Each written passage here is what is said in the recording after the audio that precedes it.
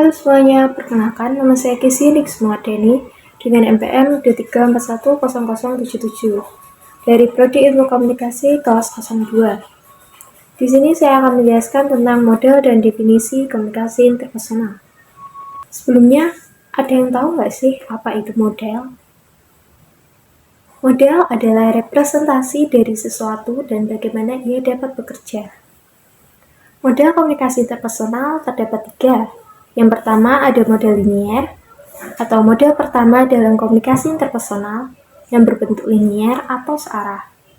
Yang kedua ada model interaktif, model yang menggambarkan komunikasi di mana pendengar memberikan umpan balik kepada komunikan.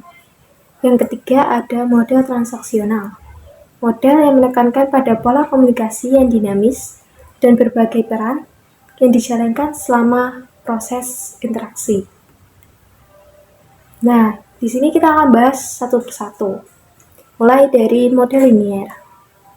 Model linier memiliki bentuk yang linier atau searah.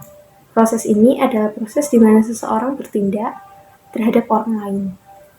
Model linier ini digambarkan sebagai komunikasi satu arah, dari pengirim ke penerima pasif.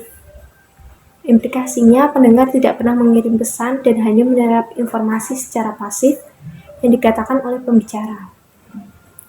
Nah, yang kedua, ada model interaktif. Model interaktif menggambarkan komunikasi sebagai proses di mana pendengar memberikan umpan balik kepada komunikan. Model interaktif ini adalah pengembangan dari model linier. Yang ketiga, ada model transaksional. Model transaksional menekankan pada pola komunikasi dinamis dan berbagai peran yang dijalankan selama proses interaksi. Ciri dari model ini adalah penjelasan mengenai waktu yang menunjukkan bahwa pesan, gangguan, dan pengalaman selalu berubah dari waktu ke waktu. Dalam model ini, kedua pihak berkomunikasi dalam posisi setara, yaitu bertukar peran bersamaan. Selanjutnya, kita akan membahas tentang definisi komunikasi interpersonal.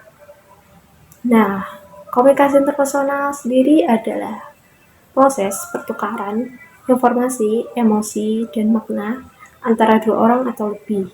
Definisi komunikasi. Yang pertama ada komunikasi IT, merujuk pada komunikasi yang bersifat objektif dan cenderung menangani orang lain sebagai objek atau entitas yang terpisah dari diri sendiri. Yang kedua ada komunikasi IU, lebih terlihat secara personal di mana individu mengakui keberadaan dan keunikan orang lain sebagai pribadi yang memiliki nilai dan perasaan sendiri. Yang ketiga ada komunikasi I2, lebih dalam dan intens, menekankan hubungan yang sangat pribadi, saling menghargai, saling mengakui sebagai individu yang unik dan bernilai. Nah, yang terakhir ada kesimpulan. Komunikasi interpersonal adalah inti dari interaksi manusia yang melibatkan berbagai model dan elemen untuk mencapai pemahaman dan hubungan yang efektif. Memahami model dan komponen ini dapat membantu meningkatkan kualitas komunikasi interpersonal dalam berbagai konteks. Nah, sekian materi dari saya. Kurang lebihnya mohon maaf.